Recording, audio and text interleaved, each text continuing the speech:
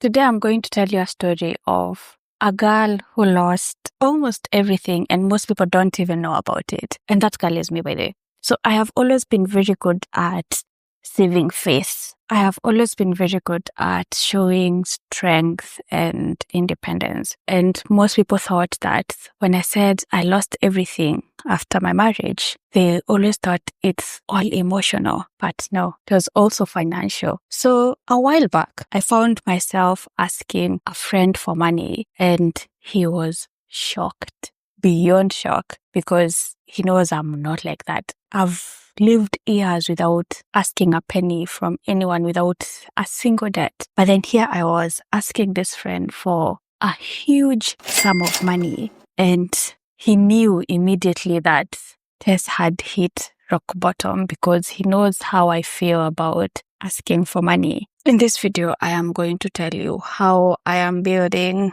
myself back up again with just a laptop, faith, and a plan that I hope works. Let's start. Hi, my name is Tess. I'm a creator, content strategist, and a digital business strategist. You see, you people have always thought that when I talk about, I lost everything, I've been going through a lot, it's emotional. Yes, a lot of it was emotional. It was also financial. Before I got married and moved to the UK to join my partner, I was at the peak of my success. I was at 24, 25-year-old. I was making a significant amount of money and I was really comfortable. And at that point where I actually moved to join my partner, things were going so well for me. I had so many sponsors. I had so many clients. I was then doing transcription as a service. I had a transcription company and I had NGOs I'm working with, transcribing their stuff. I had, sponsors for my YouTube channel. They were just coming in because my YouTube channel was at the peak of things. It was getting views. That is my main channel. I was living the life, my people. And then I moved to England and I was like, okay, now this is a new country. I need to take a break a bit from creating and, doing some of the things so I can, focus on settling for I was planning on focusing on settling for 2 months because, I was like, now I'm married and my partner is, has a house. He pays the mortgage. He didn't want me to pay for anything. So I was like, I can take a step back a bit and just take time to familiarize myself with England and all that. Because this was my first country. I have been born and raised in Kenya and had never left until this moment. So I was like, I'm going to use this as an excuse to rest from work and to also just familiarize myself with the country. So I wasn't actively working. I was doing bits here and there because some things need you, but I wasn't actively going 100%. I got a bit too comfortable. Anyway, and then things started going horribly. Shit hit the fan and I had to leave my partner before I could even get back to work. So already my work had been hit. But because of the systems I had set, I was still getting money here and there, not a lot compared to if I was working and I was ignoring so many sponsors, because when things started going the way they were not supposed to go, mentally I was affected. So I couldn't work, which means for partners who came to me, Tess, we want you to help us do this, blah, blah, blah, I would just say no, or most of the time just ignore them. And I even paused so many contracts because here I wasn't there. So I thought once I leave this marriage, then I will go back to working back to back. But oh my God, who was I kidding? Now I had to wrestle with homelessness and the trauma, the effects of abuse. Now they were hitting me very nicely and there was no way I was gonna focus on work. I just couldn't. I tried and just couldn't. And my income sources started drying out one by one. So by the time I was going back to Kenya, things weren't looking good. But you know what's interesting? Even after leaving and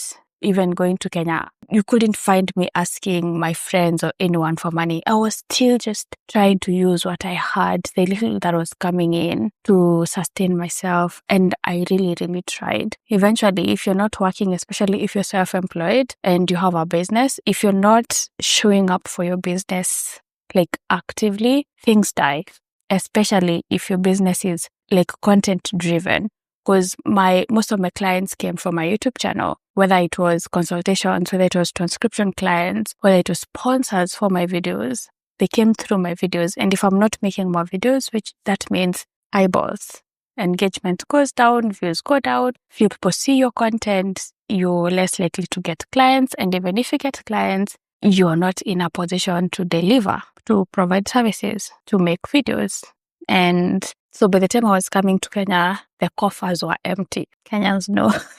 At some point in August 2024, July, August 2024, when I was planning to move to that flat in Kenya, I had hit the real rock bottom, because I remember this is what happened. I was planning to stay in Kenya for 3 months. And I remember around end of June, I was staying now in London. Those people told me I have been outside the country for too long and it's against my contract. Mind you, I never saw this thing in the contract. I have overstayed outside the country, and I told them I'll be coming back.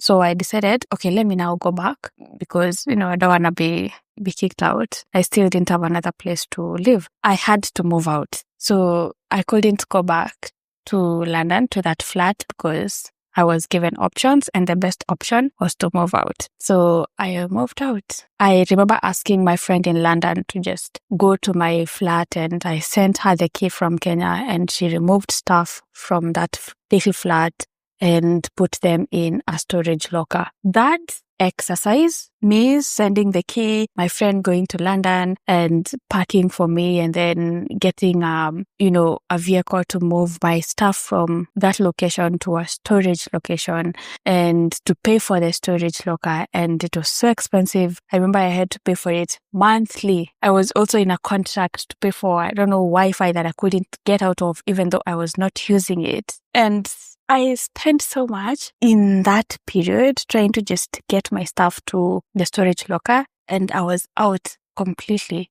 literally out. My sisters could not even believe it. Like, they would ask me, Tess, I'm telling them I don't even have 10 pounds and my income sources are dry. I am not making videos. I paused my transcription company. I remember emailing my clients and telling them, right now I'm not in the right mind to provide services. So I paused. I told them, I will tell you when I'm back. So we are not providing services any longer. I know it feels weird, or it sounds like I'm making things up, but it was bad. I was zero. Now, even thinking about coming to the UK was not gonna fly, because first of all, I need to pay for flights. I need to find a place to live, and I didn't have money. And one thing I have learned about the world, regardless of where you wash, a lot of problems are solved with money. Don't let nobody lie to you about anything else. Money. I had a lot of people coming to me and telling me, oh my gosh, Tess, reach out to I don't know who. I remember even when I was making my stories video and people were reaching out and trying to help. But another lesson I learned is immigrants are probably kind-hearted and they really want to help, but they don't have the power to help you get a flat unless somebody is a landlord. So I was bad.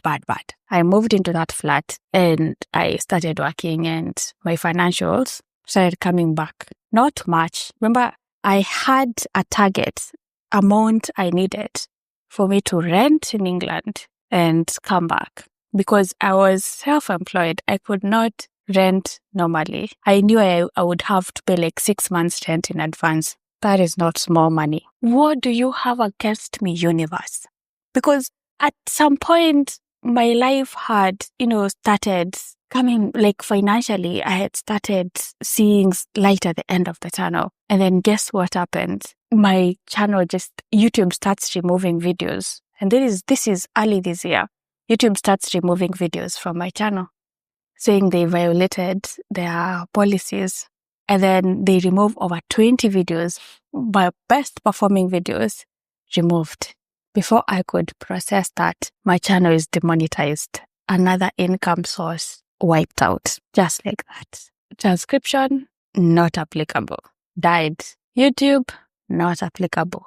Clients, dry. Because my marketing, my YouTube is where I was marketing my stuff, and a lot of my videos have been removed, so I am getting no views, and I felt like I was shadow banned, so new videos were not getting any views. I was getting a few clients from Instagram here and there, but as a freelancer, I have always known that marketing your services is the most challenging part of the business. So I had built systems that would do that marketing. You'd find me and my services through my videos or my Instagram or, word of mouth. But when you stop dealing with clients and they forget you, they get somebody else. So most of my clients, since I had stopped engaging with them, like when I was leaving my partner in like 2023, by the time I'm reaching out to them end of 2024, early 2025, they're not even interested. They moved on. So right now, I am rebuilding myself. Emotionally, I have dealt with the baggage.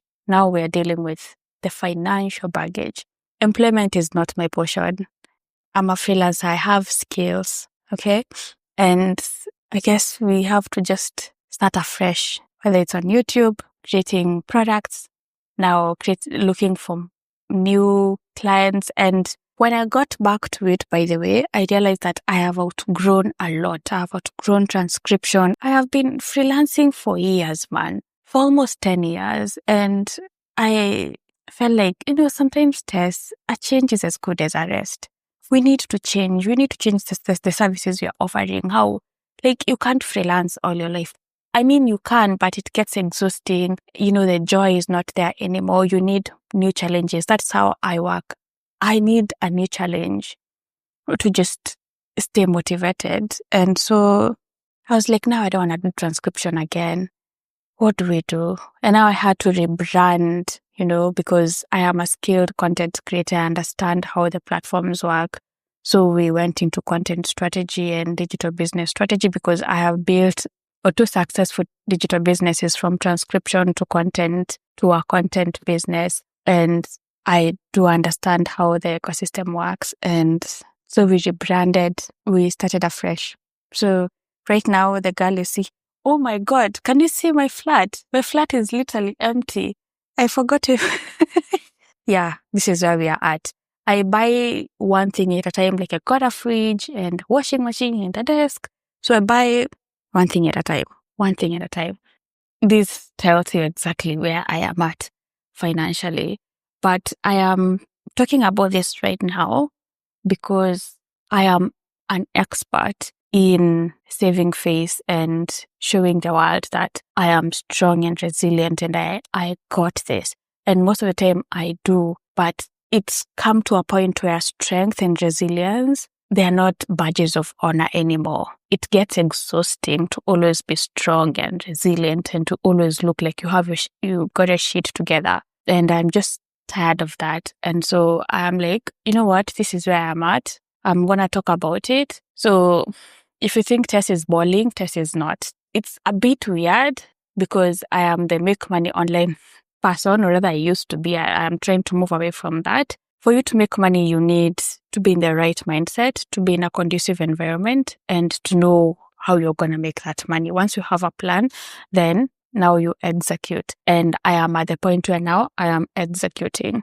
That relationship taught me so much. I learned that my business was not safe. It was only safe because I was always there to do things. And the moment I stepped out of the picture, the business crumbled, which means it was not a sustainable business from the word go. So right now, as I build, I'm like, we need to put sustainability at the helm. It needs to be the priority. Can this thing survive you not being there, Tess? If you are bedridden, or if, God forbid, you find yourself in that situation again, will you now start building yourself back up again financially? No. So I learned that I had built my business the wrong way. It was not sustainable. It was not scalable in the manner that it should be. And I need to build a business that survives me. So I learned so much through that process. Everything I went through, it taught me so much about the mistakes I had made financially. And now I am building, hopefully, a sustainable business. But we are starting from scratch. Oh my God, let me first say this. I have 2 Skillshare classes that you could benefit from. I have a YouTube masterclass. This is where I teach you how to start YouTube the right way, YouTube channel, how to create videos that get views, how to optimize your videos, even how I edit and, how to choose a profitable niche. It's on Skillshare. And I also have a class on Make Money Online, which is a step-by-step guide to helping you start growing an income. So I have documented my experience, my journey, the different things you can do, how you can get started from zero and build yourself up. Let's build ourselves together. Ideally, the things I share in that class is literally what I'm doing right now, starting from scratch. So don't think I teach things that I don't implement. I teach what I do. And those 2 classes are where to start if you want to build an online business. Now, you'll find the link in the video description. This link gives you 1 month free of Skillshare. Skillshare is a subscription platform, but you get a 1 month trial, which means you will join my classes for free. Once you're done with them, you can join other classes for free as long as you're still within that 1 month. I also offer one-to-one consultations on content strategy, digital business strategy, and I also do YouTube audits. So if you want to, strategize on how to grow on YouTube, any other platform, how to create classes or courses, or how to grow your online business, or how to position yourself to win, then book a session with me. Now, remember that I also have a newsletter, the Toop Letter. This is where I share my reflections, life lessons, hot takes, and I share my life and experiences to just build a community of like-minded people. I am doing that here, but I'm also doing that in my newsletter, which is called the Toop Letter. So join the Toop Letter, and the link is in the video description. It's completely free. When I talk about rebuilding myself financially, at first, I wanted to just make money very fast, move fast, and I can, but I don't want to make the same mistakes I made when building the first time. Because like I said, the business was not sustainable. So right now, I'm kind of reinventing myself, and I want it to be a slow and soft reinvention, strategic and intentional. So what you're doing is I am not rushing into making money immediately, a lot of money now. No, I want to make sure that I can sustain that money. So every amount of money I am working on making, I want it to be a sustainable amount, if that makes sense. So before I kind of started building, I reflected on how I want to earn, right? And who I want to serve, and also the kind of services that feels like me right now that I want to kind of offer, the kind of services that feel honest and authentic to me. Even content, I want to create content that is in alignment with who I am now. At first, when I was building, I was just doing things that were either in demand or that I knew would give me a lot of views or bring me clients fast. Now I am learning to be more intentional, because the faster you get them, the faster you gain them, the faster you lose them. So I'm trying to build more intentionally. So I'm going to move at a steady, slow but steady pace. So I'm shifting away from this hustle mentality, because, oh my God, I was hustling. And by the time I was moving to the UK, I was burned out. And that is why I think I do want to get back to work immediately. So I was always working 12 plus hours. Every day I'm working. If it's a weekend, I'm not going anywhere. I will cancel plans, working. Right now, I'm you know what? Life will always throw lemons to you. You might work 24 hours a day and it will never be enough. The way I'm rebuilding right now is to be kind to myself. So I am not into the hustle. I am into sustainable, kind, slow. As long as I can sustain myself, I can pay my rent and food, then I am within my right to move slowly but intentionally, so I don't burn out, so I don't kill myself with work, because honestly, there's no honor in burning out. So there are things I am not doing right now. I am not creating content to go viral. I'm not creating content to blow up. I'm just in a space where I need to build a community with the people who actually fuck with me. I used to be the kind of creator who wants to be palatable. I wanted to make everybody happy, but I realized I can't. So I just need to crop out who I want to serve and go hard on that. And that is what I'm doing. Just create a community of people, like-minded people. Not everyone, obviously not everybody will resonate with my content, with my services, and that is okay. I am just focused on those that actually resonate. Now I'm going to tell you what I've learned about wealth. Wealth is not just money. Wealth is, it's peace, it's clarity, it's life you enjoy. That's wealth. So as much as I am pro, you know what, get the money, because a lot of problems in this world are solved by money. But also remember that the money has to come with peace, with clarity. So you're not always clamoring for more and hustling for more. And now you have more stress than you should have. So I've learned that wealth is this peace. Right now, I am not only building income sources, I am building, sources that bring me peace, that are peaceful. Also, having systems that don't collapse when life does. Very, very important. If you're an entrepreneur, systems that don't collapse when you do. Very important. Not tying your identity to your job or output. Also very important. I have been affected by the performance of my staff, whether it's a client telling me my work is not as per their requirement, and it always felt like they are questioning my worth or my value. And if, let's say, I put out a video and people are saying negative things about me, or the video is not performing well, then I link that back to, oh my God, I am not good enough. But untying these two aspects, like your output, your work, does not define who you are, like the inner you, then it just builds a system of peace. So that's something I have really, really learned, because I have struggled with not tying my value to the output or to the result of my work. When your video has 100,000 views, you feel like, oh my God, I am it, I am strong, I am good enough. And then when another video gets 5 views, I feel like, oh my God, I'm not good enough, I am a failure. Now, not building everything on one platform. Yes, that is one mistake I made, where a lot of my clients were coming from YouTube.